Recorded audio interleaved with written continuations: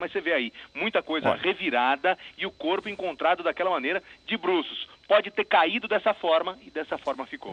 Tem o vômito no local do corpo, a informação que o nosso Renato Lombardi, inclusive, está acompanhando em relação a isso, recebeu detalhes a respeito do momento em que a polícia encontrou o corpo. Nós estamos com as imagens e agora, senhores, uma pessoa, quando tem overdose, vamos lá, ele cheirou, sei lá, cocaína. Então, porque encontraram uma substância, no primeiro momento, isso é cocaína. Né? Uma hipótese, não estou afirmando isso, que fique bem claro. Ele está drogado. O cara com drogado, ele pode ter mania de perseguição, achar que alguém está seguindo ele, que ele começa a ter alucinações. Atenção, o Renato Lombardi tem informações. Pois não, Renato? Ô, William, o importante também nessa história é o depoimento do motorista que fazia às vezes segurança.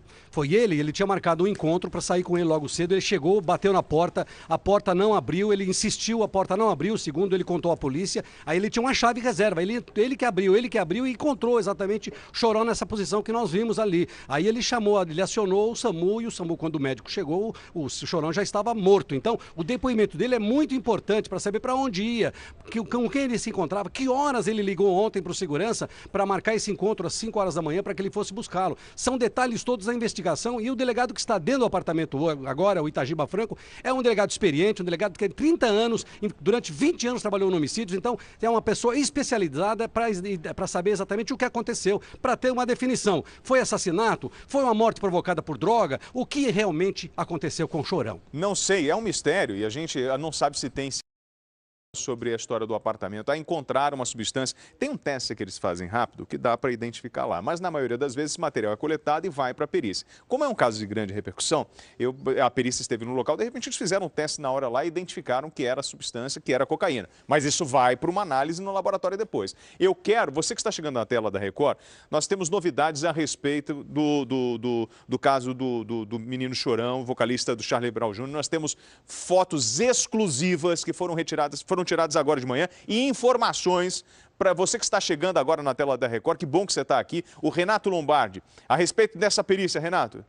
Ele recebeu uma ligação agora, pois não, Renato? William, o problema é o seguinte, o apartamento está todo revirado, completamente revirado, o corpo foi encontrado no chão, ele tinha vomitado, isso porque quando o delegado encontrou uma situação de não se sabe se é de briga ou do que aconteceu, sabe-se exatamente que tinha esse pó branco, que num primeiro instante foi feito um teste pelos peritos e constatou-se que pode ser cocaína, mas isso vai ser refeito uma outra contraprova para saber se é mesmo cocaína. A polícia tem informação a respeito, o segurança deu informação que foi ouvido pela polícia, diz que ele usava realmente muita droga dentro do apartamento. O apartamento, como você disse, nós temos as fotos, ele estava completamente revirado. Não é uma situação normal, não é uma situação de alguém que tenha tido um infarto, um ataque cardíaco, alguma coisa assim. Por isso, exatamente, que o Departamento de Homicídios foi solicitado. O delegado do 14º Distrito, quando entrou e viu essa cena toda, ele ficou exatamente, chamou a perícia e depois pediu a presença do Departamento de Homicídios.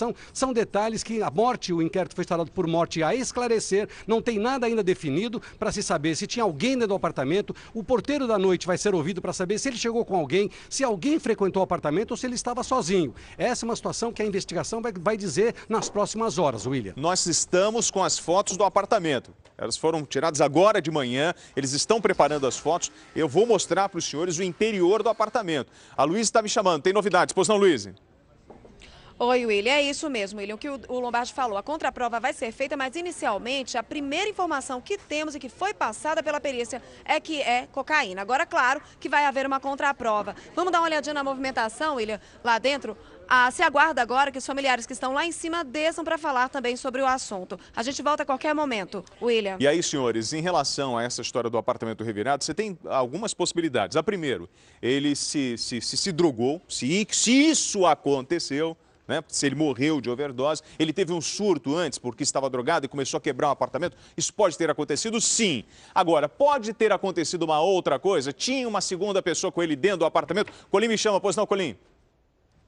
Respondido a partir do momento em que os médicos do Instituto de Criminalística começarem a fazer essas análises. Nesse primeiro momento, todas essas impressões são recolhidas. Agora, está aí no interior do apartamento o delegado responsável do DHPP, que é o Departamento de Homicídios e Proteção à Pessoa, foi designado inclusive pela doutora Elizabeth Sato, que hoje comanda a divisão de homicídios, William. E nesse momento os peritos ainda continuam por lá. Embora haja a presença ali de familiares, nesse primeiro momento a coleta de informações vai ser de fundamental importância para que todas essas perguntas tenham as respostas. Tem o porteiro, que saía, o horário de saída dele 6 horas, né? Que estava lá no prédio.